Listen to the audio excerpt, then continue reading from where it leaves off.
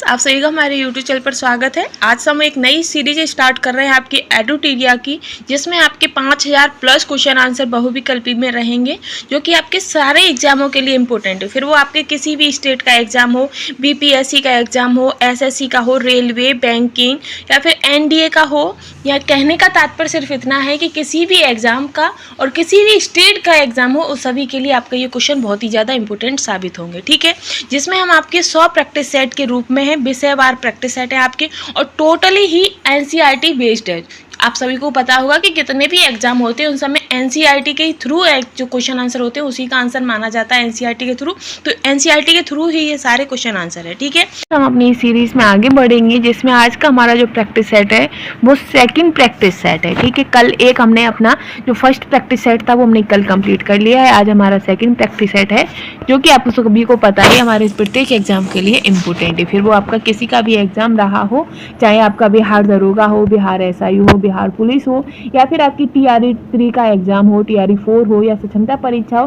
कहने का तात्पर्य सिर्फ इतना है कि आपकी बिहार का किसी भी एक क्षेत्र का एग्जाम हो, इन सभी के लिए बहुत ज़्यादा इंपॉर्टेंट है। प्रत्येक स्टेट के लिए आपका इंपॉर्टेंट है, क्योंकि जो जीएस का जो पोर्शन होता है वो सभी का सेम ही होता है, थोड़े बहुत क्वेश्चन ऊपर नीचे होते हैं। तो चलिए हम ज़्यादा टाइम आपका ना लेते हुए सीधे क्वेश्चन आंसरों पर चलेंगे।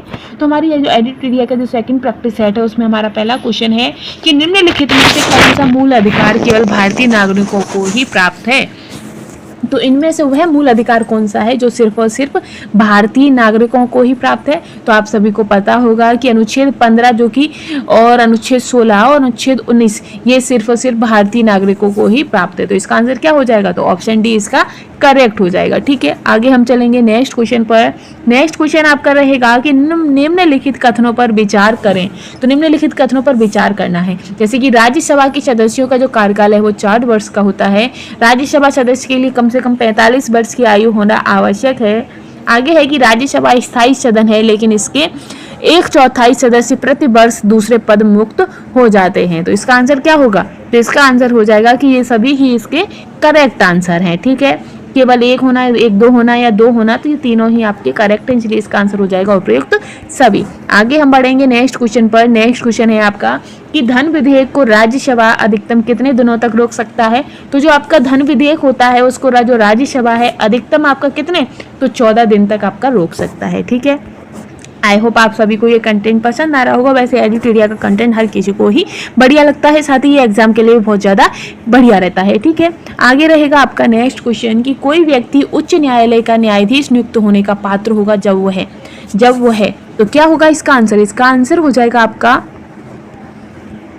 कि भारत राज्य क्षेत्र में कम से कम 10 वर्षों तक न्यायिक पद धारण किया हो, या लगातार 10 वर्ष तक उच्च न्यायालय या न्यायालयों में अधिवक्ता रहा हो, और उसकी आयु कम से कम 35 वर्ष हो।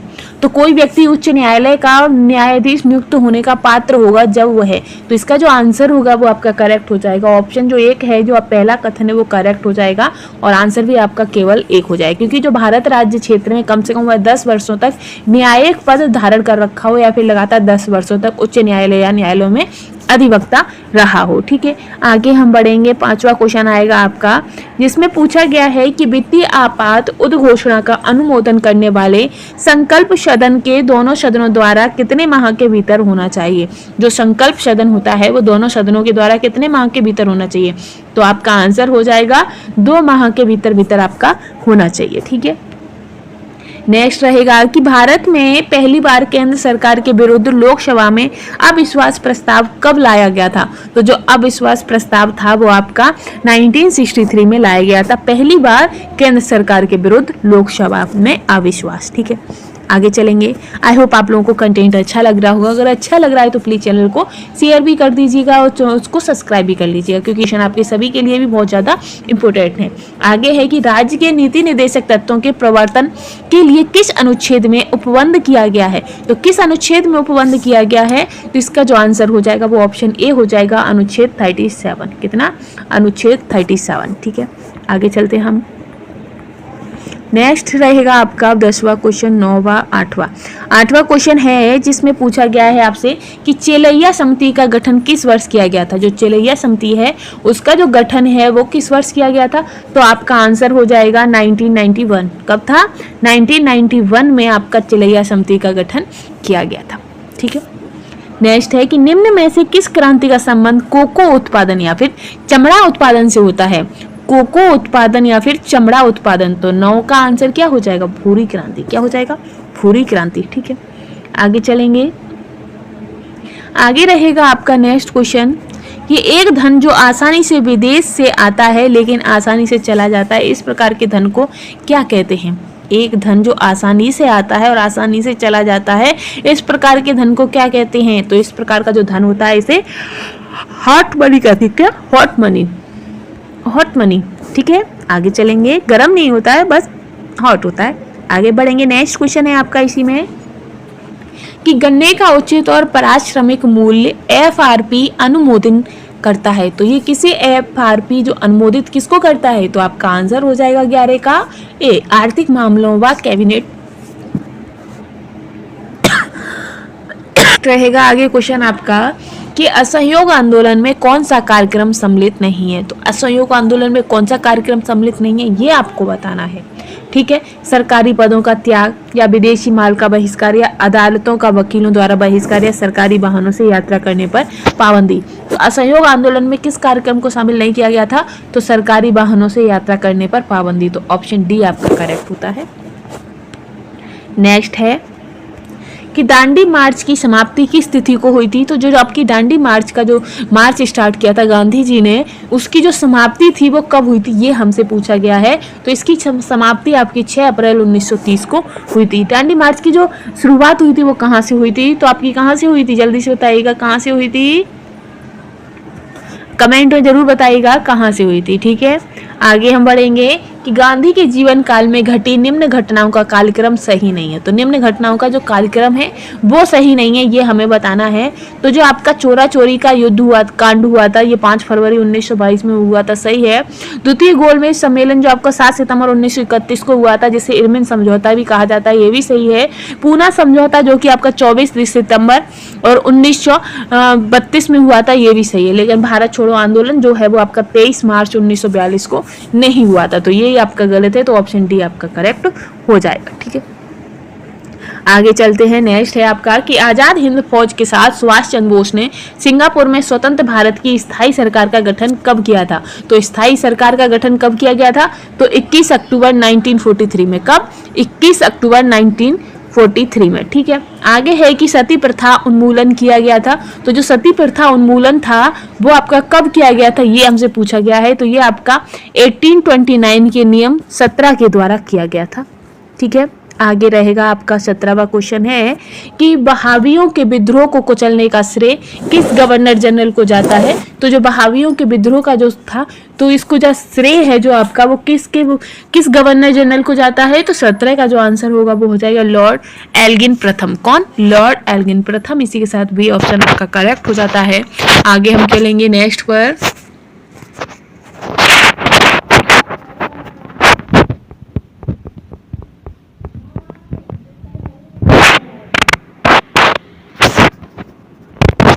नेक्स्ट है कि त्रिपक्षीय संघर्ष में निम्न में से कौन राजवंश शामिल नहीं था? तो इनमें से कौन सा राजवंश शामिल नहीं था, ये पूछा गया है। तो इसमें पल्लव शामिल नहीं थे। किसमें? त्रिपक्षीय संघर्ष में। ठीक है, आगे है कि सिंधु घाटी सभ्यता के अंतर्गत शवों को दफनाने के अवशेष मिले हैं। इसमें शवों के सिर किस दिशा में रखे गए थे? जो मिट्टी होती है, मिट्टी हम नहीं, यानी कि जो डेड बॉडी होती है उसको जो दफनाया जाता था, वो दफनाते टाइम उनका जो सिर होता था वो किस दिशा में रखते थे, ये हमसे पूछा गया है। तो 19 का आपका आंसर हो जाएगा उत्तर, यानी कि उत्तर में उनका सर रखा जाता था। ठीक है, आगे रहेगा आपका आंसर। नेक्स्ट क्वेश्चन रहेगा आपका। नेक्स्ट क्वेश्चन पूछा है कि किस बौद्ध संगति में बौद्ध धर्म का 2 संप्रदाय में विभाजन हो गया था? वह कौन सी बौद्ध संगति थी जिसमें बौद्ध धर्म का 2 संप्रदायों में विभाजन हो गया था? तो 20 का जो आंसर रहेगा वो आपका हो जाएगा चतुर्थ संगति। जो चतुर्थ संगति थी बौद्ध धर्म की, उसमें बौद्ध धर्म को 2 संप्रदायों में बांट दिया गया था। आगे है कि महावीर स्वामी को किस नदी के तट पर कैवल्य की प्राप्ति हुई थी? तो जो महावीर स्वामी जी थे उन्हें ऋजुपालिका, किस पर? ऋजुपालिका नदी के तट पर कैवल्य की प्राप्ति हुई थी। और जो आपके महात्मा बुद्ध है वो उन्हें क्या कहते हैं, कि कौन से पेड़ के नीचे उन्हें ज्ञान की प्राप्ति हुई थी, ये हमें जरूर बताइएगा। आगे रहेगा आपका कि आजीवक संप्रदाय के संस्थापक निम्न में से कौन है? तो आजीवक संप्रदाय के जो संस्थापक हैं वो आपके कौन है, तो आपका आंसर हो जाएगा मखल्लीपुत्र। कौन हो जाएगा, मखल्लीपुत्र। ठीक है। नेक्स्ट है कि किस मुगल शासक के शासनकाल को स्थापत्य कला का स्वर्णिम काल कहा जाता है, तो स्थापित कला का जो स्वर्णिम काल है वो किसे कहते हैं, तो 23 का आंसर हो जाएगा आपका शाहजहां। क्या हो जाएगा, शाहजहां। ठीक है। आगे रहेगा आपका नेक्स्ट क्वेश्चन रहेगा जिसमें पूछा गया है कि मुगल काल में मुहतसिब कौन थे, तो मुगल काल में मुहतसिब कौन थे, किसको कहा जाता था, तो 24 का हो जाएगा आचरण अधिकारी। जो आपके आचरण अधिकारी होते थे उन्हें मुहतसिब कहा जाता था। ठीक है। आगे है कि दीवान ए अर्ज, तो दीवान ए अर्ज किस विभाग से संबंधित है, तो दीवान ए अर्ज जो होता था वो आपका सैन्य विभाग से संबंधित था। ठीक है। आगे चलेंगे। नेक्स्ट रहेगा आपका कि बसावन व दशवंत किस शासक के दरबारी चित्रकार थे, तो जो बसावन और दशवंत थे वो आपके अकबर के शासनकाल के राज दरबारी थे। ठीक है। आगे रहेगा आपका नेक्स्ट कि निम्नलिखित में से कौन सुमेलित नहीं है, तो इनमें से कौन सुमेलित नहीं है ये बताना है कि परमाणु विद्युत गृह और राज्य। जो नारोरा परमाणु विद्युत गृह है वो कहाँ पर है, ये आपको बताना है। तो 27 का जो आंसर रहेगा नहीं है वो हमसे पूछा है। जो नरोरा है वो आपका यूपी में है, एकदम करेक्ट है आपका। कुंडन जो है वो कर्नाटक में नहीं है, तो यही आपका गलत हो जाता है और यही आपका आंसर भी सही हो जाएगा क्योंकि हमसे गलत ही पूछा गया है और इसी के साथ हमारा ऑप्शन भी करेक्ट होता है। ठीक है। आगे चलेंगे हम 28 क्वेश्चन पर। 28 क्वेश्चन में हमसे पूछा गया है कि 38वीं समांतर रेखा किन दो देशों के मध्य स्थित है, तो जो आपकी 38वीं समांतर रेखा है वो आपकी किसके उत्तर कोरिया और दक्षिण कोरिया के देशों के मध्य स्थित है। ठीक है। आगे है नेक्स्ट क्वेश्चन कि निम्न में से कौन सा एक अच्छे ईंधन का गुण नहीं है, तो 29 का जो आंसर रहेगा वो हो जाएगा कि जलने पर ज्यादा से ज्यादा अवशिष्ट व हानिकारक गैसों का जो उत्सर्जन होना चाहिए ये एक अच्छे गुण नहीं है अच्छे ईंधन का। ठीक है। तो ये हो गया 29 क्वेश्चन हो गए हैं आपके इस सीरीज में। हम 50 क्वेश्चन हो गए, ये आपकी प्रैक्टिस सेट की सीरीज है। इसमें आगे चलेंगे। आगे नेक्स्ट क्वेश्चन है आपका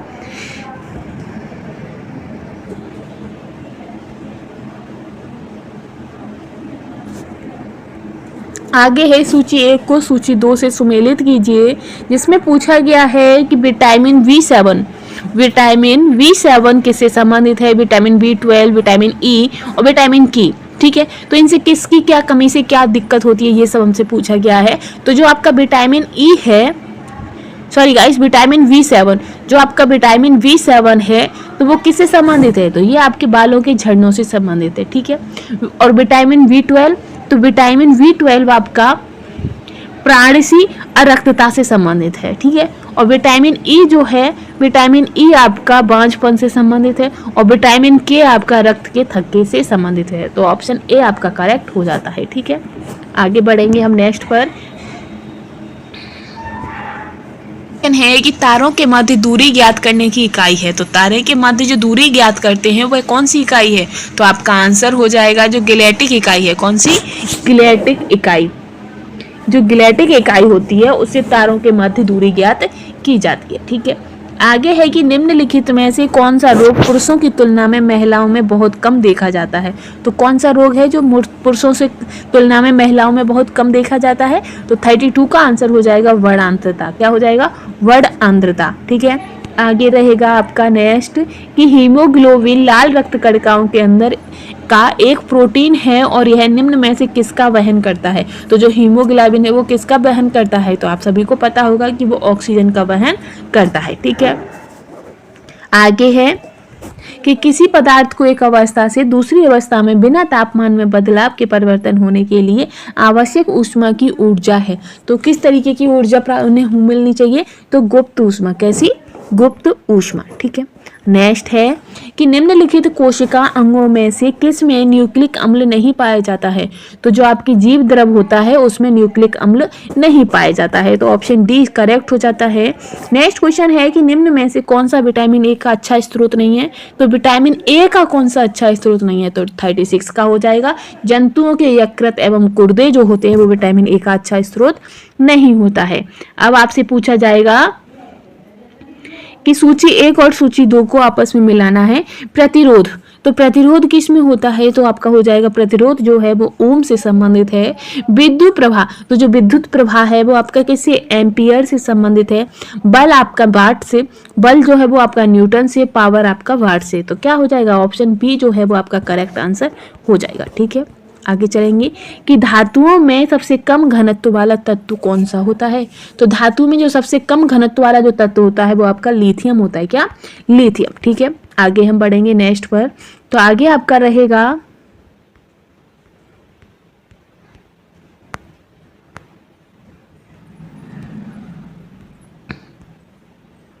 आगे है आपका कि प्राकृतिक रबर के बारे में निम्न में से कौन सा कथन सही है। तो प्राकृतिक रबर जो होती है उसके बारे में कौन सा कथन सही है। तो जो एक प्राकृतिक बहुलक है और उसमें लोचदार गुण होते हैं, ये आपके प्राकृतिक रबर से संबंधित बिल्कुल सही आंसर है। तो ऑप्शन ए आपका करेक्ट हो जाएगा। ठीक है, आगे चलेंगे हम।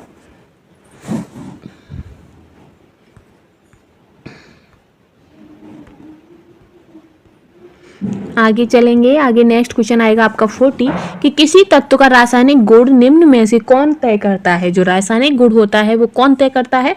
तो वो आपका इलेक्ट्रॉनों की संख्या निश्चित करती है। ठीक है, आगे है कि देव प्रयाग किन नदियों के संगम पर स्थित है। तो जो देव प्रयाग है वो किन किन नदियों के संगम पर है। तो इसका आंसर आपका हो जाएगा भागीरथी और अलकनंदा। तो ऑप्शन ए आपका करेक्ट हो जाएगा।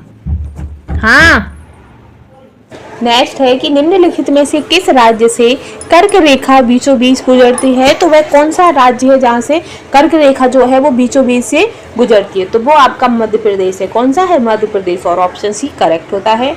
आगे है कि निम्नलिखित में से कहाँ सर्वाधिक जैव विविधता पाई जाती है। तो जो सबसे ज्यादा जैव विविधता है वो आपकी उष्णकटिबंधीय वर्षा वनों में पाई जाती है। ठीक है, नेक्स्ट रहेगा कि निम्नलिखित में से कौन सुमेलित नहीं है। तो इनमें से कौन सुमेलित नहीं है ये आपको बताना है। तो जो आपका रोहिला राष्ट्रीय उद्यान है ये सुमेलित नहीं है। बाकी के जो भी हैं आपके बिल्कुल सही हैं, ये आपका गलत है। तो इसीलिए ऑप्शन बी आपका करेक्ट हो जाएगा। ठीक है, आगे चलेंगे हम नेक्स्ट क्वेश्चन पर। तो आगे आपका नेक्स्ट क्वेश्चन रहेगा कि निम्नलिखित में से कौन शीत महासागरीय जलधारा नहीं है। तो शीत महासागरीय जलधारा कौन सी नहीं है। तो आपका आंसर हो जाएगा 45 का करेक्ट आंसर होगा अगुलहास। कौन सा? अगुलहास जो है वो आपकी महासागरीय जलधारा नहीं है। बाकी बेगुएला, लेब्रोडर और हिम्बोल्ट ये तीनों ही आपकी महासागरीय जलधारा है। ठीक है, नेक्स्ट है कि निम्नलिखित में से किस नदी को दक्षिण भारत की गंगा कहा जाता है। तो दक्षिण भारत की गंगा किसे कहते हैं। तो वो आपकी कावेरी को कहते हैं। ठीक है, आगे रहेगा कि प्रशांत महासागर क्षेत्र में रिंग ऑफ फायर किस लिए जाना जाता है। तो जो आपका रिंग ऑफ फायर किस लिए जाना जाता है ये आपको बताना है। तो इसका जो आंसर होगा वो आपका हो जाएगा भूकंप के लिए, ज्वालामुखी के लिए और आग के लिए। तो ऑप्शन सी आपका करेक्ट हो जाएगा। ठीक है,